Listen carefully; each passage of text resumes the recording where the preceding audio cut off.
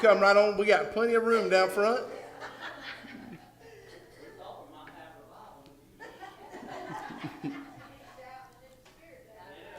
They made sure I was well aware that if you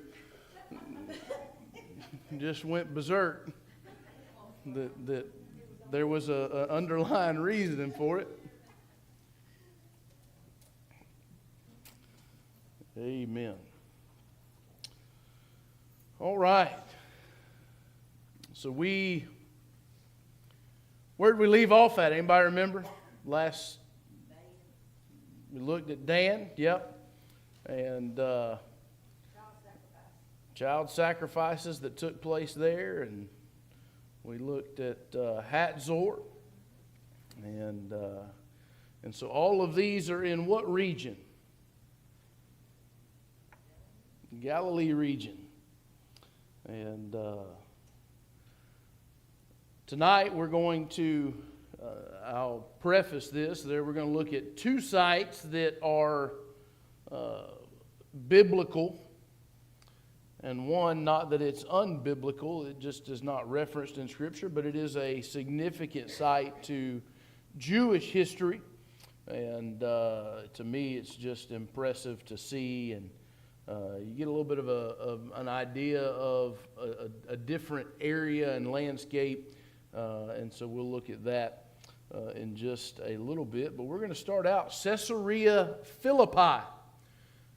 So when you look at your map, Caesarea Philippi is it's about as far north. I don't want to say as far north because you can probably go a little bit further north than Caesarea Philippi, but it is in the very northern part of Israel, and this was named Caesarea Philippi after Caesar. It was named in his honor. It is located about 25 miles north of the Sea of Galilee at the base of Mount Hermon, where some very powerful springs flow into the Jordan River. Prior to its name being changed to Caesarea Philippi, it was called Banias, which is after the Greek god Pan.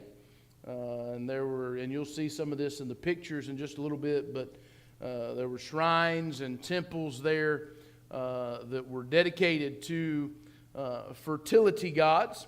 Under Roman rule, it was Philip Tetrarch, who is the son of Herod the Great, who renamed this location to Caesarea Philippi, again to honor Caesar, and to distinguish it from Caesarea Maritime or Caesarea by the sea. And so obviously both had connections there to Caesar. One obviously located right on the shores of the Mediterranean, the other one up north at the base of Mount Hermon. And this location is known as a center of pagan idolatry and emperor worship. And it was definitely, when you I don't know that the pictures necessarily will depict this, but when you study much about this area, you clearly see that it was really a wicked place in general. And so what biblical significant event happened here, or events?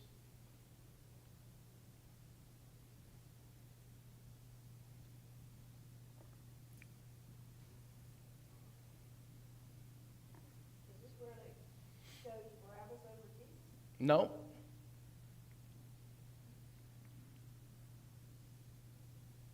We've talked about it before. Obviously, I didn't do a good job. Think about the idolatry piece that's there and how wicked it was.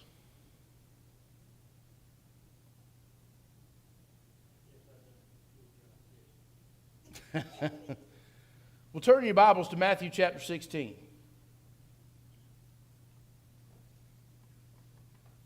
So really, we're going to look at one event, really, that's all that I know of specifically. And this event is recorded in Matthew chapter 16 as well as Mark chapter 8.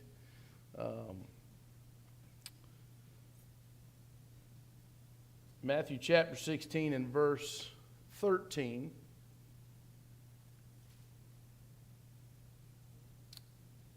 When Jesus came into the coast of Caesarea Philippi, that's the location we're talking about, he asked his disciples, saying, "Who do men say that I, the Son of Man, am?" And they said, "Some say thou art John the Baptist, some Elijah, and others Jeremiah, or one of the prophets." And he saith unto them, "But who do you say that I am?" And Simon Peter answered and said, "Thou art the Christ, the Son of the living God." And Jesus answered and said unto him, "Blessed art thou, Simon Bar-Jonah, for flesh and blood hath not revealed it unto thee, but my Father which is in heaven. And I say also unto thee that thou art Peter, and upon this rock," referring to himself, "I will build my church, and the gates of hell shall not prevail against it. And I will give unto thee the keys of the kingdom of heaven, and whatsoever thou shalt bind on earth shall be bound in heaven, and whatsoever thou shalt loose on earth shall be loosed in heaven." Then charged he his disciples that they should tell no man that he was Jesus Christ. So Caesarea Philippi obviously is where Jesus not only asked his disciples, what's the word on the street? What have y'all heard? Who do people say that I am? And so obviously he got several responses. He got told that, some say you're Elijah the prophet. Some say that you're John the Baptist. Some say that you're Jeremiah. And so obviously we know how that those types of things happen, right? I mean, people begin to speculate because they, maybe they don't really know the truth of who he is. And so, somebody over here says, "Oh, I know who that is. That's Elijah." Elijah never died. He was called up into heaven, right? And so, we begin to start putting all these together. And so this group over here speculates that it's Elijah, and you got some that speculate that it's Jeremiah. You got some that think, well, that must be, I haven't seen him, but that must be John the Baptist. And so all those. So then Jesus says, but more importantly than what everybody else says. Because let's be real, it doesn't matter what everybody else says. Jesus says, "Who do you say that I am?" I need to know what you think. And so Peter responds in the way that everybody should respond. And he says, "Thou art the Christ, the Son of the living God." And I want you to note that Jesus makes it very clear that flesh and blood did not reveal that to Peter. God revealed that to Peter. He didn't just get that from a whim. He didn't get it from somebody else. He said, "This is from," he said, "God is who has delivered that to you." So this is the location that question was asked. And then, Jesus makes the statement that "Thou art Peter, and upon this rock," referring to himself, he says, "I will build my church, and the gates of hell shall not prevail against it." When you understand the location, and you understand, to me, this became quickly one of my favorite sites, probably in the Galilean region, because it painted a beautiful picture, a picture that we don't often see unless you've been there or unless you study it and know more about Caesarea Philippi. Because Caesarea Philippi is a very pagan place. In fact, it has there is a cave, and I have a picture and you can't really see inside of it very well, but there is a cave at Caesarea Philippi where they would go in and worship the Pan God. Anybody like to guess what the name of that cave is?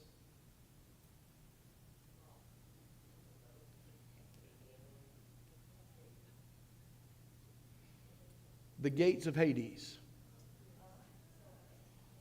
So you begin to understand, we often think, whenever Jesus said the gates of hell will not prevail against it, we think literal hell. But Jesus is bringing where they're at. He's talking about a physical location. And that, listen, it doesn't matter how wicked this place is, it does not stand a chance against what I'm fixing to start. And so, listen, wickedness and this challenge, it was a direct challenge to a pagan worldview is what it was.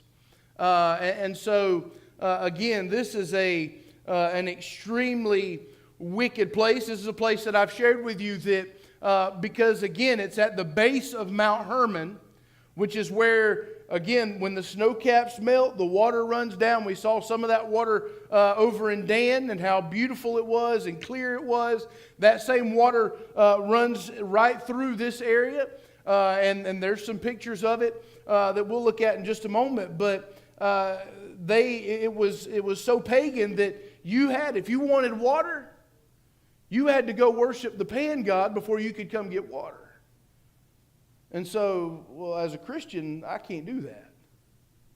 So guess what that means? You don't go worship the Pan God, you don't get no water. That's evil, y'all, isn't it? I mean, that's harsh to tell somebody they can't have water if they don't go and worship and make a sacrifice to the Pan God. We'll see just a few pictures from this area. Again, this is about 25 miles north of the Sea of Galilee. And so you can go to the next. That's the water that runs down. It's very clear.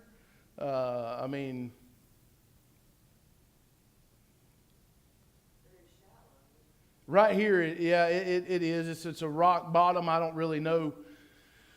Maybe 2 or 3 feet deep. It may be deeper on further out, but I want you to remember how this looks here. Because I think it's in this. In just a little bit, we're going to look at a different location on the Jordan River, and you'll see a vast difference in the water. So that is waters that stream into and create the Jordan River. You can go to the next slide. All right, I don't know how well you can see it, but that image on the left-hand side, I guess it is on the left-hand side, where you can see the different buildings, is an impression based on what is there and the ruins of it, of what this would have looked like for the sanctuary of Pan. You have everything from the Temple of Augustus to the grotto of the god Pan, which would have been over on the left-hand side. You have the court of Pan and the nymphs. You have the temple of Zeus. You have the court of Nemesis, the tomb temple of the sacred goats, and then the temple of Pan and the dancing goats. And so lots of all that in that one area. You'll see, obviously, the picture I'm going to show you, it looks nothing like that drawing. But when you look out, you can just it'll help you maybe visualize a little bit of what it would have looked like from there. Probably the picture that I have would have probably been taken somewhere between those two entranceways with the columns there up closer to the side of the mountain. That is the entrance to the cave that's referred to as the gates of Hades. That is the grotto of the god Pan. And you can't see it. I tried to see if I had a different picture. Inside, further in, is I think so. So that the right behind the little sign that says straight up from here that's one of the altars that they would have worshipped on, made sacrifices on. No, it's dark back in there. It's not all that deep. They would have had little images up there. It's just little places where they carved into the side of the mountain.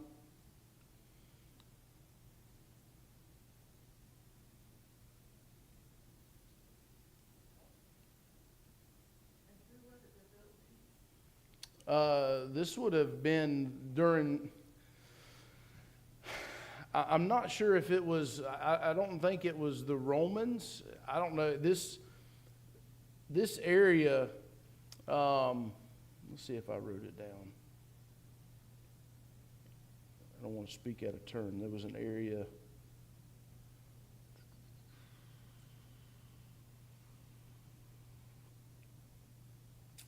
No, I did not write that. I believe that this was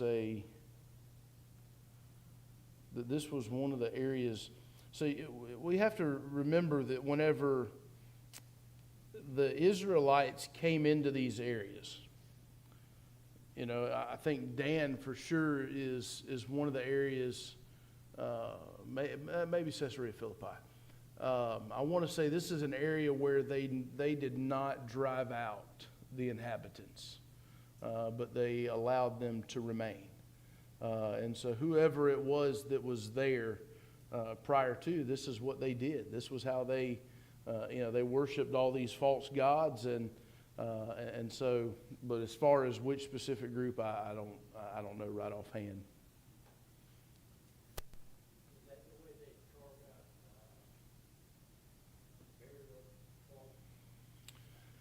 It may have been. I would say they definitely would take and try to, if you could afford it. Everybody couldn't. Everybody didn't have a burial place. But yes, I would say they would carve it out of the side of the mountain. In fact, the tomb that Jesus was placed in, the borrowed tomb that he was put in, was one that was carved into the side of a mountain.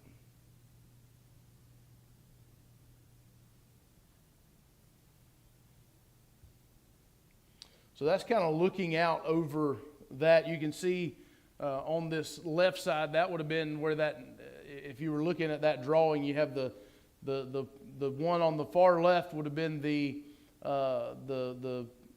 grotto of the pan god, and then you had the other building on the right. That where that column is right there would have been an entranceway, or that's where that would have been, and that would have been the.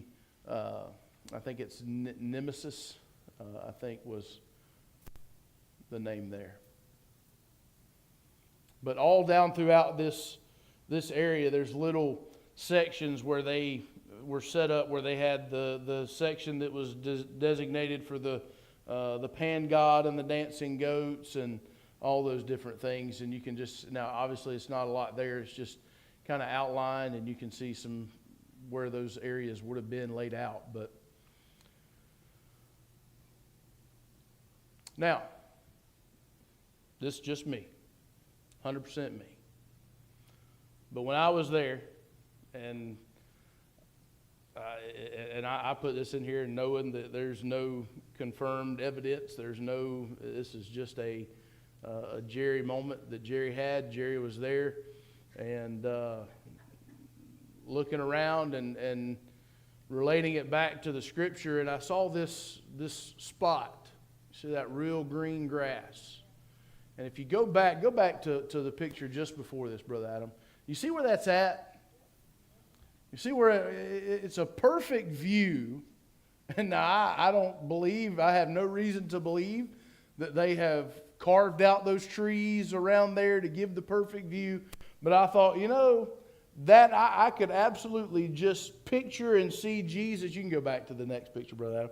I can just see Jesus and the disciples sitting there, looking out over Caesarea Philippi and all the activity down there with the idolatry and the worship of these false gods, and saying everything that he said right here in Matthew chapter number 16, verses 13 through 20.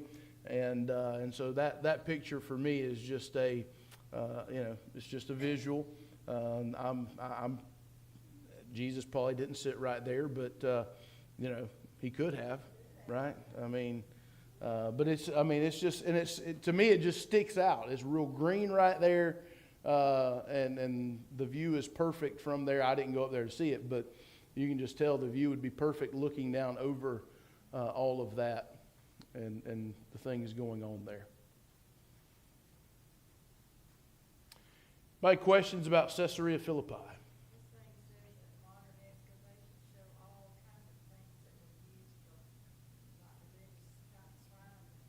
Oh. Yeah, absolutely.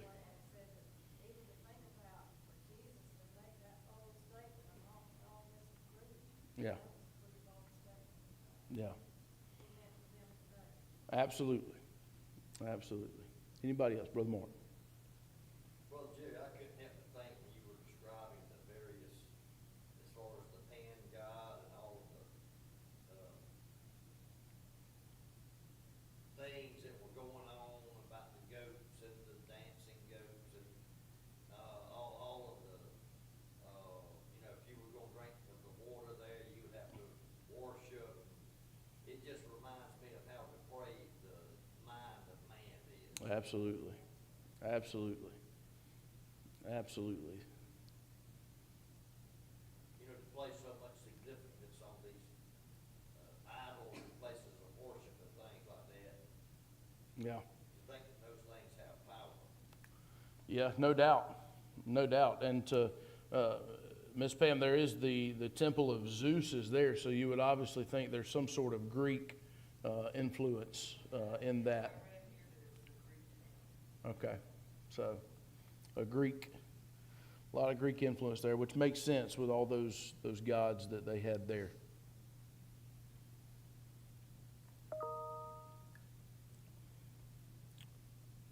Anybody else have anything on Caesarea? Questions, thoughts, comments on Caesarea Philippi?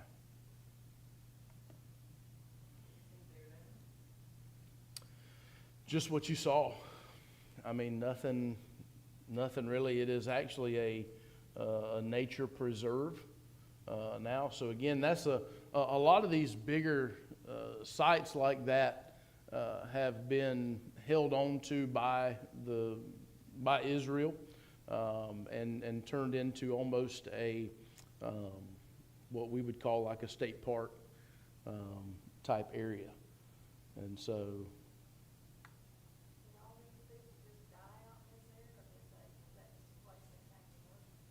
I don't know.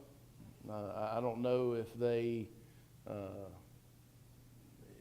over time, obviously they went somewhere or did something. I'm not sure what would have drove them out from there. But again, it's not and there may be some remnants of that. Obviously, we're talking, a long time since that particular time, 2,000 years plus. But, you just didn't see, and that's what I said, I think it was Wednesday night, that, in this northern region of Galilee, you don't see, which I'll be honest with you, in a lot of our travel in Israel, outside of the major cities, there's not really sign that people just live there. You have Nazareth, yes, it was evident that people live there. You have Jerusalem, yes, it's evident that people live there. You have Tel Aviv and places like that further south, but the more north you go, it's like there's not really major cities. Now I will say this, that when you go to in the Galilee region, probably the biggest city that we saw and went to was Tiberias, and so it's almost like there's just a small amount of cities that people live in. I don't know that, and I don't know what the requirements are. I don't know if there's just not a desire or if people can't, which I'm sure you want to live. I think one of the things that you got to remember is there's constant fighting there, right? We don't know what that's like here.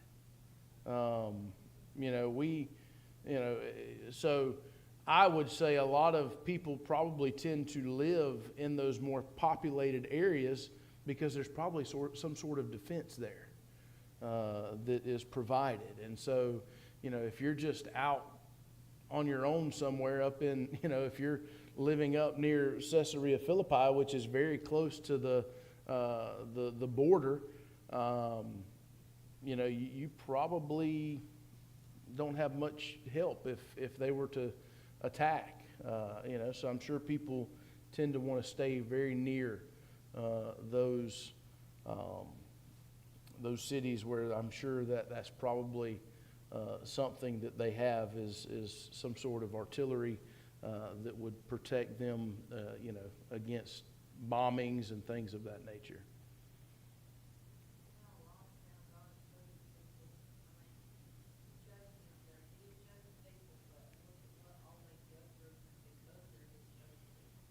Yeah, and now I will say some of what they go through is their own doing, because they weren't fully obedient to God initially, and so they have to suffer. Some of what they suffer is because of that. Some of what they suffer, when you think about the constant tug of war between the Muslims and the Jews, goes all the way back to Abraham and Sarah not being obedient, and Abraham and Hagar having Ishmael, who is kind of where that Muslim, that's where they trace their start back to is Ishmael, and so, it's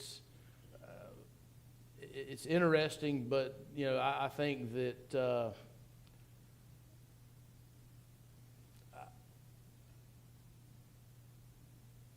if they had been more obedient to God like they were supposed to, think about whenever they entered into the promised land. Remember whenever the spies went into Jericho, and who did they encounter in Jericho? But who's the woman that they met there? No? Rahab. Remember Rahab said, "We've heard of y'all. We know all about y'all, and we're scared." They're scared. People here are terrified. We have heard about you and your God. And so, obviously, people were aware of who they were and the power that they possessed with their God. I don't know that there would still have been, they could have driven out all these people, claimed the land, and if had they been, now they would have had to continue to be faithful to God. That means that, you can't drive everybody out and then all of a sudden, years later, let this one group in and, they're harmless. Well, that one little group eventually is going to become a big group, and they're going to become a problem. And I think when we look at that, it's really just it all points and should show us how dangerous any sort of compromise is, right? Again, I'm sure people thought whenever, we heard the Gideon last week talked about that, he remembers when prayer was removed from public schools. I'm sure whenever that happened, people thought, it's just one lady. And now look at it. Now here we are, like, if there's any sort of prayer, all prayer is attacked by eventually at some point by somebody, and people want to put a stop to it. So when you make one compromise, and you think, oh, this will be okay, we can deal with that. You open up the door for another, and you open up the door for another, and you open up the door for another, and that's where the children of Israel are. Is and then you can't take it back, or you can try, but it's 10 times harder to go back than it is just to take a stand right then and there. It's hard to take a stand sometimes, but, that's the same thing with sin, absolutely. You make one compromise, and that's right.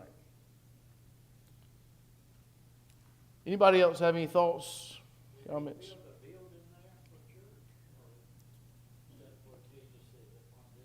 No, that's just where he was. That's just where he made the statement. The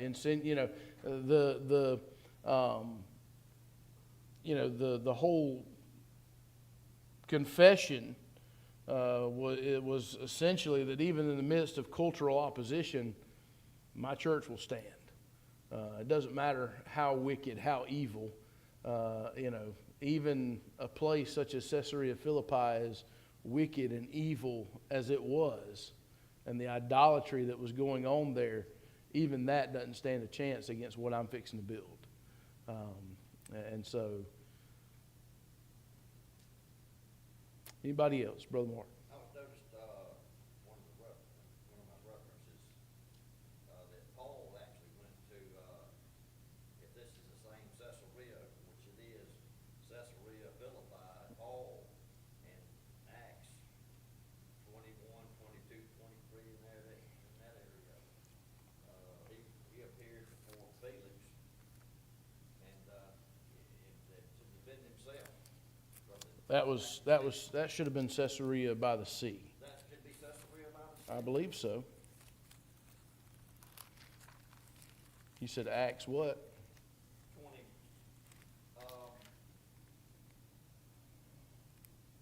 Acts 23, 23.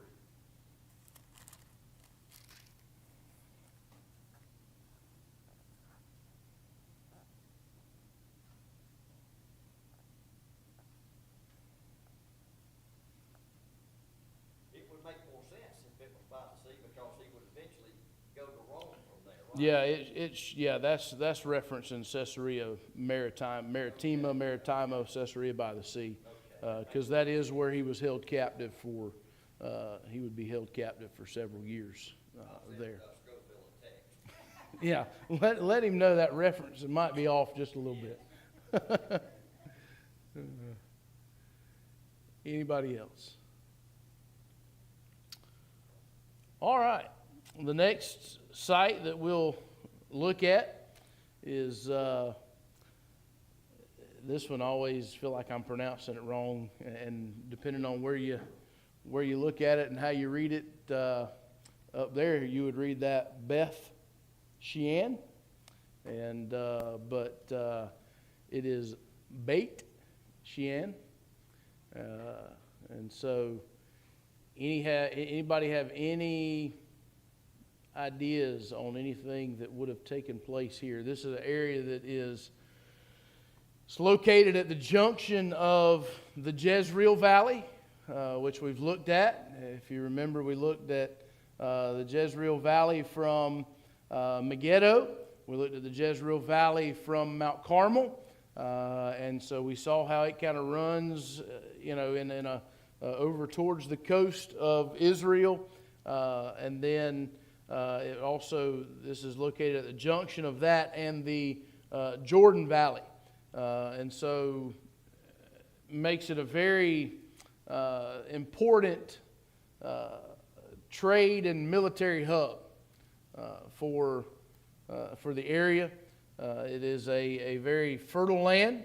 It has an abundant water supply from the Harod stream. And this is one of the oldest cities in Israel, it would later have the name changed from Beit Shean or Shean to Scythopolis, which is a major Greco-Roman city and part of the Decapolis, which was a 10-city league. And so, anybody know anything biblically that would have happened at Beit Shean?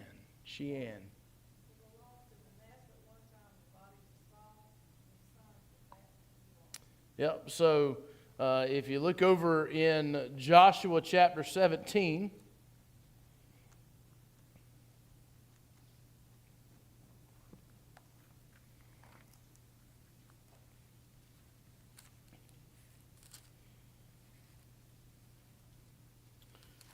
so this is an area that also remained a Canaanite stronghold, not fully subdued. And so we're going to look at a couple of different things here. And this is not specifically referencing what Miss Margie just talked about, but we'll look at that text in just a moment. In Joshua chapter 17 and verse 11,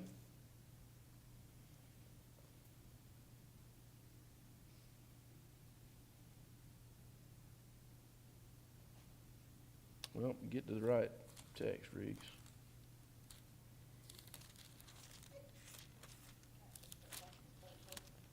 Yeah. Joshua 17, not Judges. Verse 11.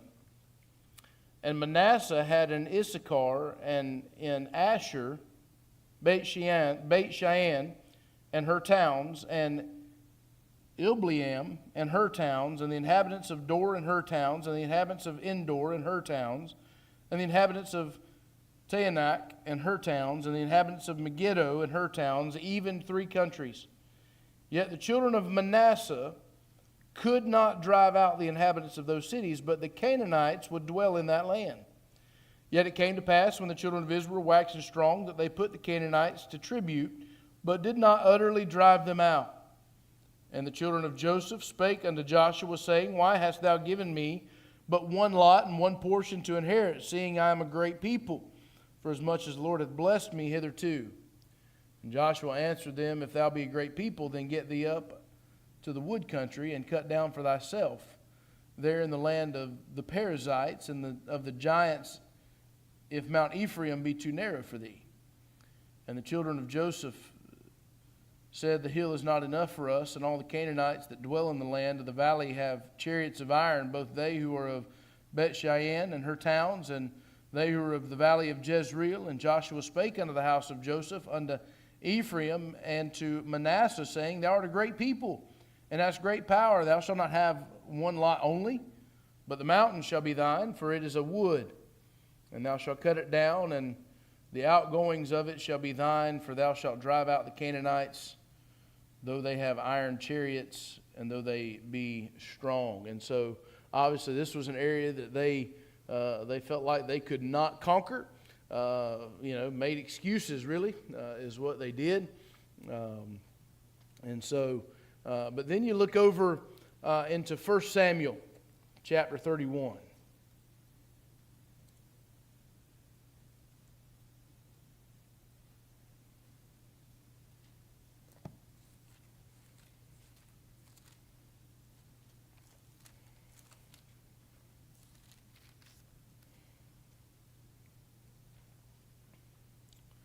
1 Samuel chapter 31, verse number 8. And it came to pass on the morrow, when the Philistines came to strip the slain, that they found Saul and his 3 sons fallen in Mount Gilboa. And they cut off his head, and stripped off his armor, and sent into the land of the Philistines round about to publish it in the house of their idols among the people. And they put his armor in the house of Ashtaroth, and they fastened his body to the wall of Beth-shean. And when the inhabitants of Beth-gilead heard that which the Philistines had done to Saul, all the valiant men arose and went all night, and they took the body of Saul and the bodies of his sons from the wall of Beth-shean, and came to Jabesh and burnt them there. And they took their bones and buried them under a tree at Jabesh, and fasted 7 days.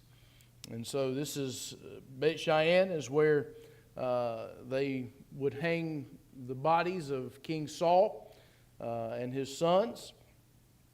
And the men, obviously, as we read on there, the men of Jabesh-gilead bravely rescued the bodies, gave them an honorable burial. And then later, under Solomon, if you look over at 1 Kings chapter 4,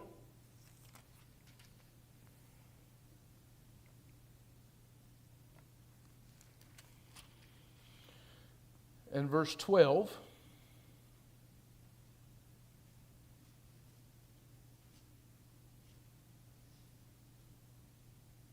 And I'll let you read all those names there, but this is where, under Solomon, Bet Shean became part of Israel's administrative districts. And so this, again, an area of tragedy. Saul's dishonor that took place there. But then you have the men of Jabesh Gilead showing honor and courage to shine in a dark time. And so this is Beit Shean.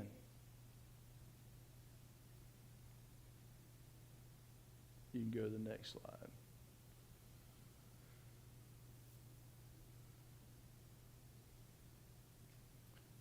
This place is huge, just to be honest. And I had a lot of pictures, and I couldn't tell you enough about all of it to justify putting them all in there. But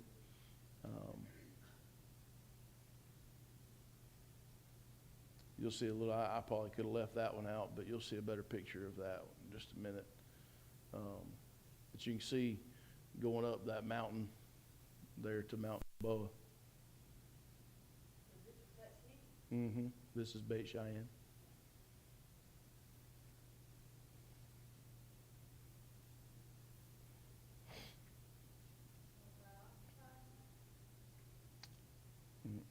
No, it's hard. They've done a lot of excavation work there, and I'm not sure that they still are doing more. I'm not sure about that 100%, but there's a lot there, a lot that's been uncovered, a lot that's, and some of it may not have necessarily had to be uncovered. Some of it may have just been kept there. I don't know.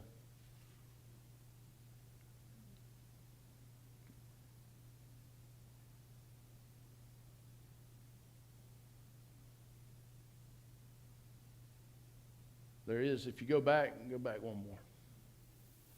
So you can see there is some work going up on the top up there, which could have been, that could have been an even older city, because this down below is not, this isn't going to date back to Solomon or Saul. The old city would have been up on top of the mountain. Just to be honest with y'all, we didn't hike up there that day because of where, so when we left here, we went to a place that there was a whole lot more walking, and they told us that if we wanted to see the next place in its entirety, we had the choice. We could walk up there and not see much, or we could save our energy for the next place. But so it is thought that somewhere up in that area could have been where they would have hung the bodies of Saul and his sons over the edge there, so they would have been visible from the side of the mountain. All right. Anybody know what that water is? That is the Jordan River. That is the same water that flows all the way from where we were at, Caesarea Philippi, that was so pretty, the water at Dan, so pretty, that comes off of Mount Hermon and flows all the way down. And we are now moving further south. And as you move further south, and in the area we're going to be in is very desert.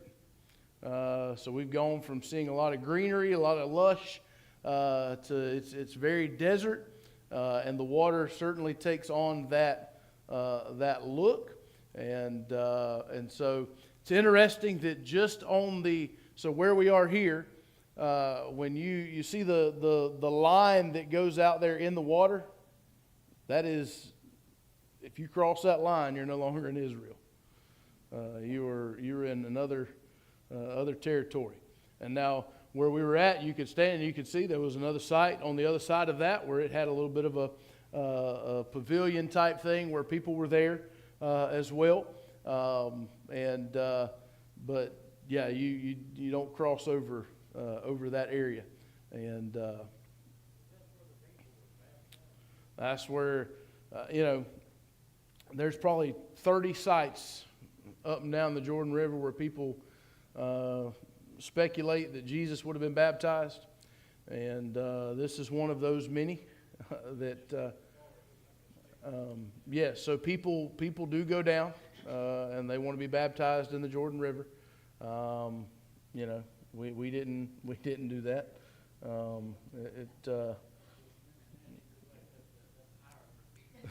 Yeah, yeah. So, but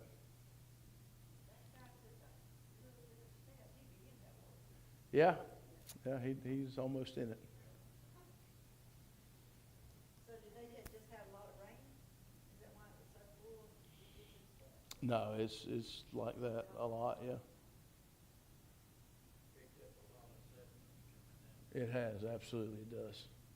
And the further, yeah, when you can tell, you know, when you go back up, you know, when you look there at Caesarea and you look through the water, it's a lot of rock, a lot of, you know, and obviously the further down you go, the more it becomes a mud bottom, and so it just goes with the terrain.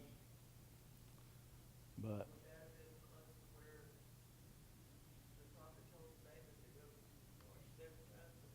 yes. Yes, in the muddy water, yeah. Yep. Yeah, go dip yourself 7 times down in that water and you'll be clean. No, won't I be dirtier than I am now? So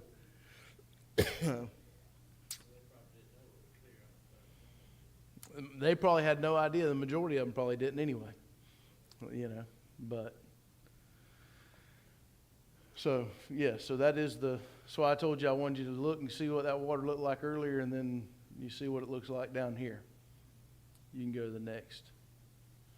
So this is Masada. You will not find anything in your Bibles referencing Masada.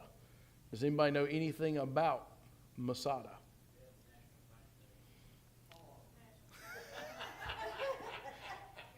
They may have they may have at one time had a national bank there. I don't know, but it definitely is a national park.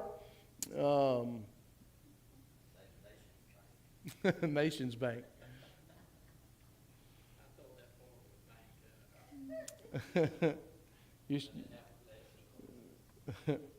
Anybody know anything about Masada?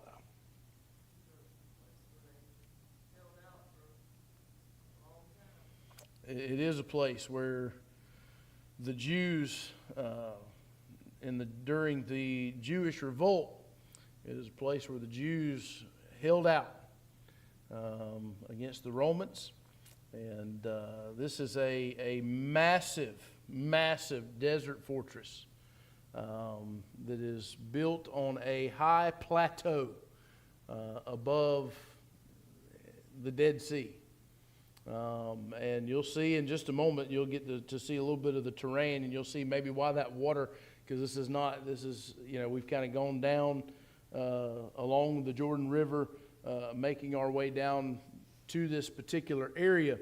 But you'll see that it has gone from really green to more desert, and there are very sharp cliffs on every side of this plateau. And this fortress, it was originally fortified by Herod the Great in 37 to 4 BC. It was a palace, it was a fortress, and it was designed to be a last line of defense. And interestingly enough, it was the Jews that utilized it instead of Herod. But this fortress, it had everything from storehouses to cisterns to multiple living quarters and defensive walls. It was designed to withstand long sieges. It was set up to be able to even do their own agriculture there. It was a place that could be self-sustained. And it amazes me whenever you look at it and see where it's at. You can't help but to think, how in the world can anybody survive for any period of time on that? And so I'll show you some of the things that they have in place there I don't know that I put any pictures of this in there, but in some, even in, well, we'll see if it's in there. If not, I'll talk about it when it's done. The only way that this was accessible, the only way you could get during, obviously we rode a tram from the bottom from the bottom to the top, and so we didn't walk up, but it was accessible only by a narrow snake path. And when I say snake path, if you were to look at the path from above, it's one that, I mean, it's obvious if anybody's coming, because you're going to stick out like a sore thumb, and you're an easy target. And so, again, it was a very well fortified. And so on the east side, they had the snake path. But then on the west side, how they would eventually get up is that the Romans would build a ramp that would be able to go up. And I think this is in the pictures, but they did so. I mean, they built this out of dirt, this ramp. And now we're not talking, a little ways up. And so you begin to think about how hard this would have been. This is, again, the Jews took this over during the Jewish revolt in AD 66 to AD 73.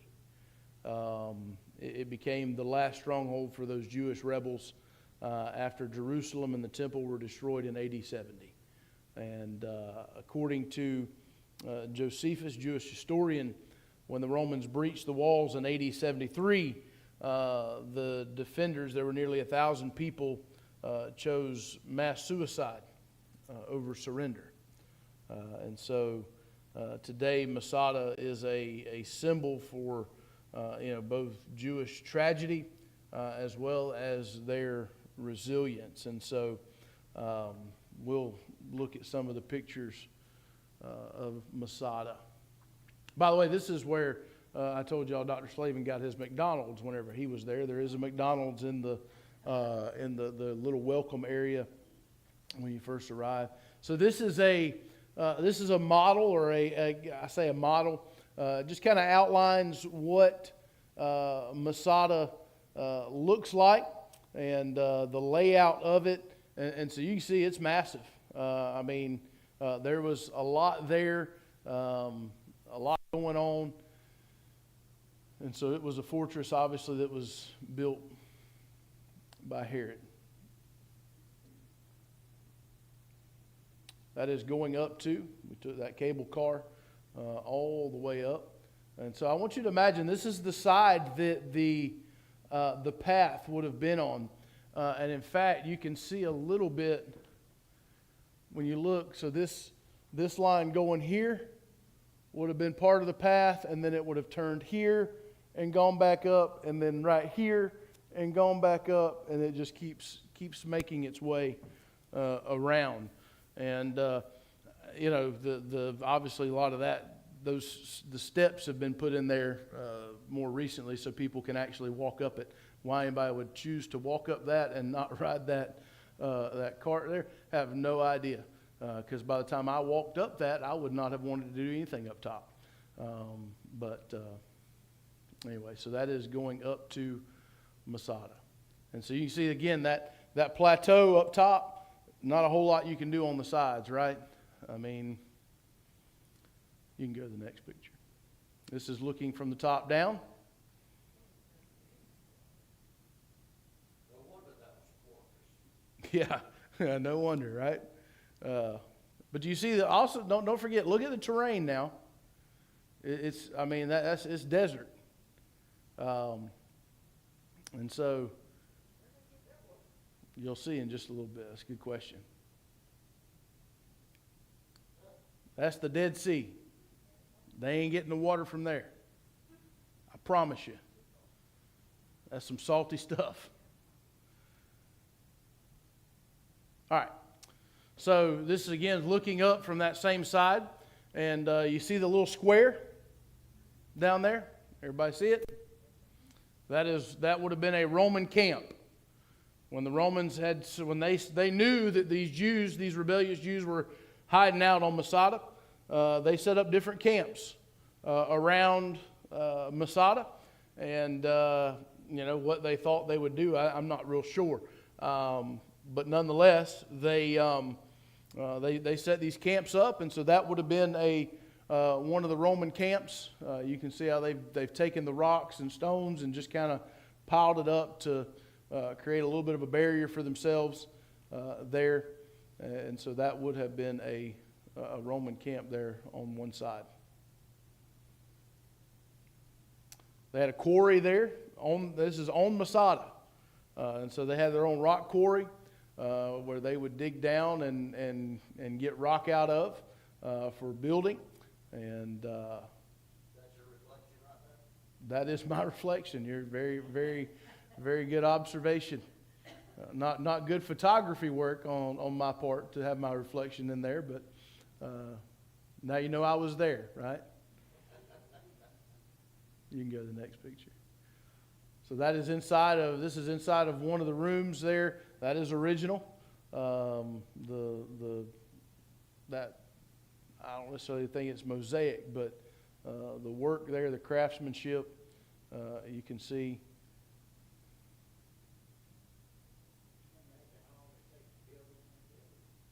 Oh, I'm sure a long time. Yeah. Yeah, and it's very smooth. It is very, very smooth. It's not rough at all. When you touch it, it's very smooth. So yeah, a lot of work. But now, again, this is Herod that had this fortress built.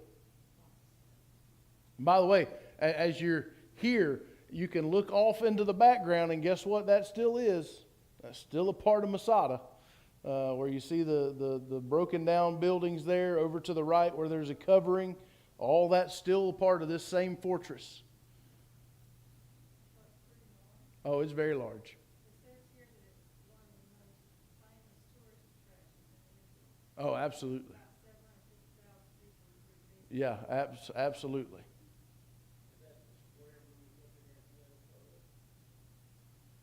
No. This is up top on the top of Masada. That was down where the Roman piece was. No, that was on the ground. This is all on the top. We didn't go see the actual, we didn't go and see where the Roman camp was. Yeah. Didn't have a cable car going to it, so we weren't going. You can go to the next.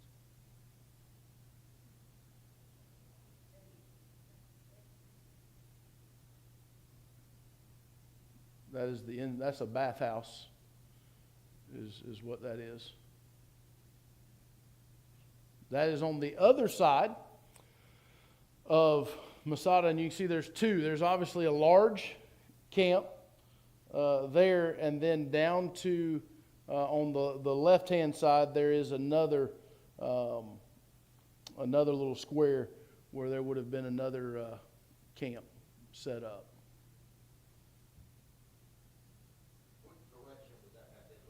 That would have been on the smaller one that we saw first is on the east side, and then that would have been more on the west side, because it's on the whole other side of it. So this is actually you have the plateau where the main fortress area is. And then there was an area, and I can't remember exactly what the purpose of it was, but you went down a lot of stairs. And it just kind of, this section here is right on the edge. In fact, if you look out, there's a railing that goes around on part of it. But this is behind the railing, and I'm kind of leaned over taking a picture. But if you look out the end, look what it does. It just goes straight off the edge.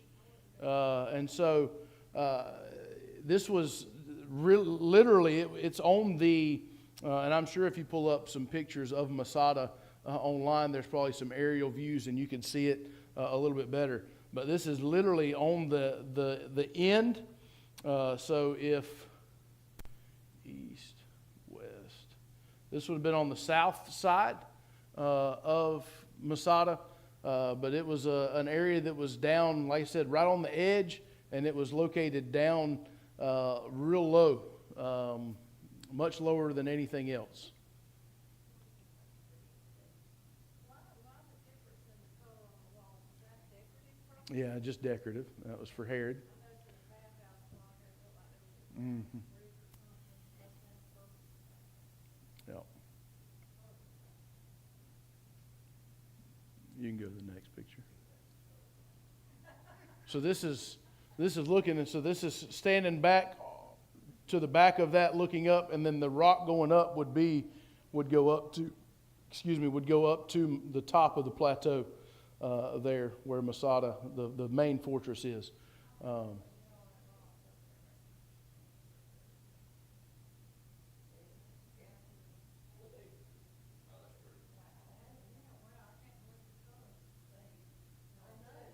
They don't make paint like that anymore, do they? Yeah. So this is a cistern. This is back up, and I thought I put pictures of the stairwell going up, back up.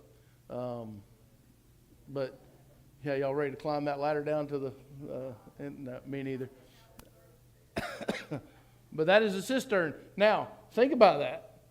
This is in the middle of the desert, in the middle of a big rock. How are they getting water into that? It is not coming up from the ground. Y'all keep thinking about it, and we'll show you in just a little bit. Maybe. You got a water gun? What's that? I'll show you in just a minute. There it is.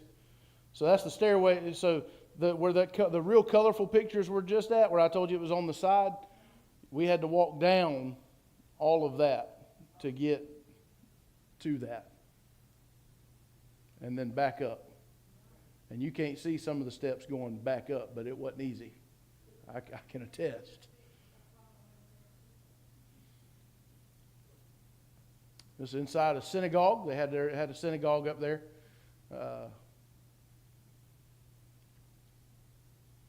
It's our Rabbi David. Just kidding, he's not really a rabbi, but yeah, we were. He is a Jew.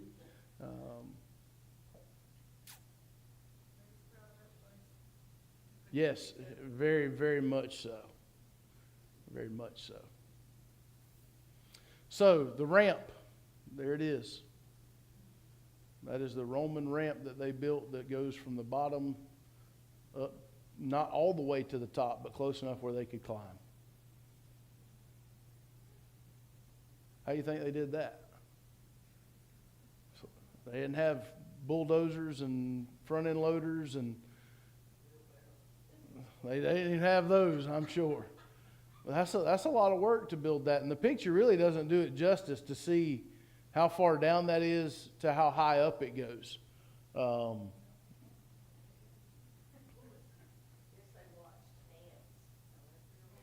I guess build their mounds. All right, that right there. Anybody know what that's for? That's for the water to run through. They had that went. It goes all the way around that mountain, and anytime it rains, that water runs through, and they have it where it flows down and it flows right into their cistern. And so that's where they get their water. That is just etched into the side of the mountain. They just carved out.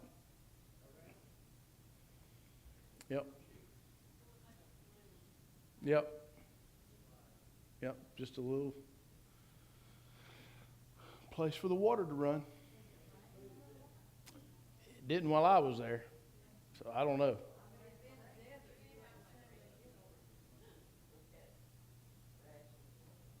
Yeah, I'm sure they didn't, they weren't drinking a gallon a day.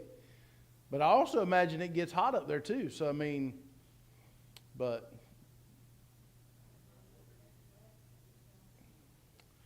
so I have a whole lot more pictures of Masada, but I didn't want to just overload Yeah. Oh, it's definitely anybody that's interested in Jewish history, especially.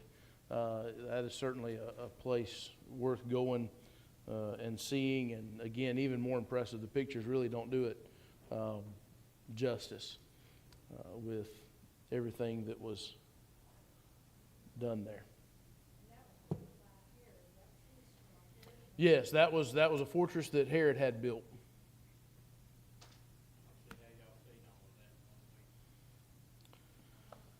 We were moving constantly going from I mean, literally almost from sun up to sundown every day. So, and then once we got into Jerusalem, we did stuff after the sun went down. We'd go and walk down to the old city and the Wailing Wall and things like that. But so you definitely got your steps in every day. I promise you. I think it was. Yeah, there were some that had their watches, and I think that there was a few days that it was 15 miles a day, a couple days.